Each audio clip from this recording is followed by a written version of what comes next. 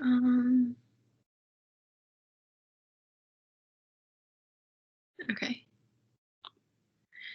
Okay, so my patient was Linda Yu. She was admitted to the unit after she had hip surgery on her left hip 2 days ago due to a fall. Her family lives out of state, and her daughter was here visiting yesterday, but she has already left to go back home, so she has nobody here with her right now. She's an 85-year-old female with a history of osteoarthritis and cataracts. She was given pain meds after her surgery, but she says she's fearful of becoming addicted or dependent on the medicine, so she took some aspirin that she had hidden in her purse from us. So when I went to give her some pain medicine at one point, I found her on the floor. She said she was trying to go to the bathroom, but her legs had given out and she had fell. From the fall, she has a contusion on her left elbow, a skin tear on her left forearm, and she dislodged her prosthetic during the fall, so she's going to have another surgery for that. She's alert and oriented ×2. She doesn't know what time of day it is or what day it is. Her latest vitals were blood pressure 108/76, pulse 92, respirations 22, temperature 98.4, oxygen was 98 on room air, and she said her pain was 9 out of 10. Her hematocrit is 28 and her hemoglobin is 6.7, and the doctor's ordered for 4 units of blood to be administered right now, and then 2 more to be administered right before she has her surgery.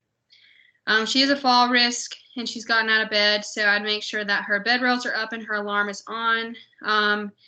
The doctor ordered oxycodone for pain, so I'd make sure she gets that every 4 to 6 hours if she can. The last time she got it was at 1800, and I would just be sure to monitor her for any type of transfusion reaction from the red blood cells, and after the transfusion is done, I would recheck her labs. Okay. Do you know what her code status is? Yes, so she's a full code. All right, awesome. And has the doctor said anything regarding her discharge plan? So she came from a skilled nursing home, skilled nursing facility, so she's going to be discharged back to that same facility as soon as she can. Okay, awesome. And then is she on what kind of diet? She was regular diet, but they might put in an order for NPO because she's going to have surgery again. So, okay. But right now she's regular. Okay, thank you. You're welcome. So I have Ann Rails, and she is a 38-year-old female. She came in this morning with complaints of back pain. After assessing her, she told me that she has had pain and numbness in both of her legs for 1 week. Today, she also has abnormal leg weakness and had a pain of 5 out of 10 whenever she came in this morning. Her gait is unsteady and has leg pain upon movement. Other than that, she has no significant past medical history. She's not allergic to any allergies or medications. Her vital signs right now are 124/82. Her temperature is 98.2.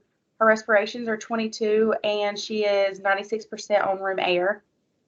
She does have a regular diet, and her last bowel movement was 2 days ago. She is activity as tolerated, but she does need some assistance because of that left leg weakness and the pain.